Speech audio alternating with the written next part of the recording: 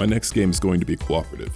Well, technically not the next game I release, or probably even the next 3 games, but the next game that I begin to make from scratch is going to be Cooperative. I decided on this because of all the fun I have playing co-op games with my spouse. She technically isn't really even a gamer, but loves to play games with me. A lot of the games I find myself playing with her usually aren't my type of games, at least not the type I would play on my own. Various Lego games, It Takes Two, Unravel 2, Overcooked, and so on. And if I were playing them alone, I know I'd probably turn them off pretty quickly and play something else that's more my speed. However, with her, I find myself enjoying these experiences that normally I wouldn't even take a second look at. That's when I started to examine and reflect on myself. Am I enjoying the games or enjoying the company? Maybe both? Growing up, traditionally, when my siblings and I would play co-op games, it was almost always a game that we all loved. Sonic, Time Splitters, Teenage Mutant Ninja Turtles, these were all games that we would gladly play together or alone.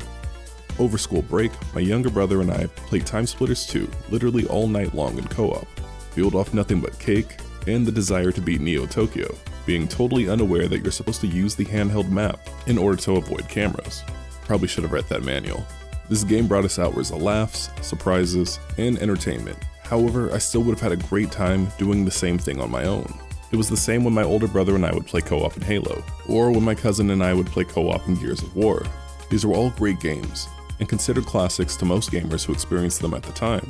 I could have, and have played all of these games solo, and had a great time. The same can be said for some of the more modern co-op games, like Risk of Rain, Rayman Legends and Origins, Marvel Ultimate Alliance. However, I find myself having just as much fun playing Tools Up, and Totally Reliable Delivery Service, Overcooked, and all the Lego games. Games that I know if I played them alone, I wouldn't make it past the first 10 minutes, let alone completing them. But yet somehow I've completed a number of these titles.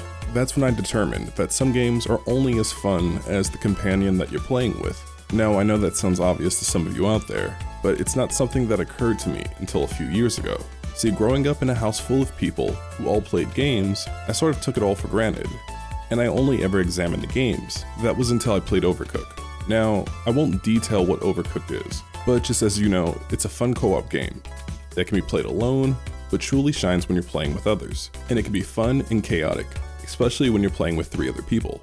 This realization increased when playing Totally Reliable Delivery Service. For me, Overcooked is something that I think I would still kind of enjoy, as it does contain some of the elements that I like from the arcade. The madness that comes from the game, creating optimized routes to get out orders, and just the arcadey style. It's all sort of up my alley, even if it's not in the package that I'm normally used to.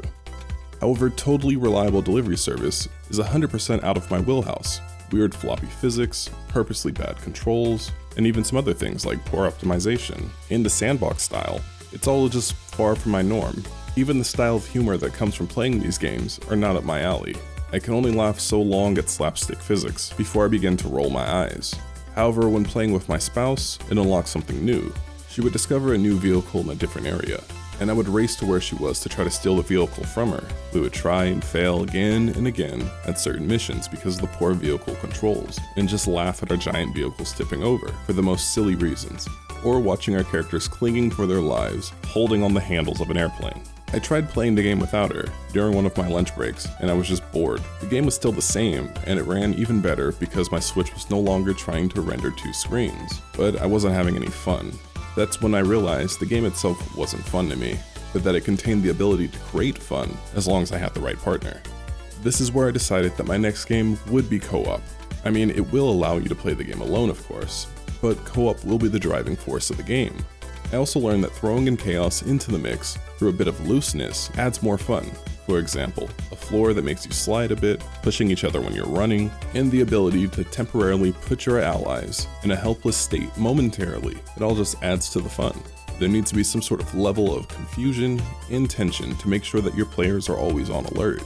But even in the most chaotic games, once you've mastered that flow state and begin to work together as a team and figure it all out, and the game goes from being funny and almost turns into an elegant dance. Sure, that dance might only last a few moments before the chaos descends again, but once you experience it, you chase it again and again. The Lego games, on the other hand, are a bit different for me. They're mostly bland, simple platformers and beat-em-ups. However, with the right company, they can become pretty enjoyable, fun experiences. And partially I think that's because of the simplicity of the game, and the lack of consequences suits the co-op nature of the game. Most of the puzzles are the same. Break X object, rebuild the various pieces, and then use that object to solve a puzzle. If you or your partner die, nothing major happens. Yeah, you lose some studs, but it doesn't interrupt your game, unless you're really trying to 100% everything. It's just a mindless smash everything kind of game, where you can feel accomplished pretty quickly and breeze through rather easily. However, the game also rewards those who wants to 100% through everything, such as completing all the side quests and unlocking all the characters, by creating something that is highly accessible to progress, but giving some slight challenge to those that are willing to put in the time and effort. It's what makes these games shine as co-op games to the general gaming public. I have at least 3 co-op games in my mind, but I doubt that they'll become my norm. However, I believe games built off of co-op are still underexplored, so I definitely want to contribute something to that side of gaming in some way by creating something that's not too derivative of the games that have come before. I mean, how many games can we have where you and your partner are chained together? Though it's not really a guarantee that I'll be creating a 100% unique experience. I'm just trying to find my way there. Anyways, that's it for today, everyone. Thanks for watching, and thanks for your time.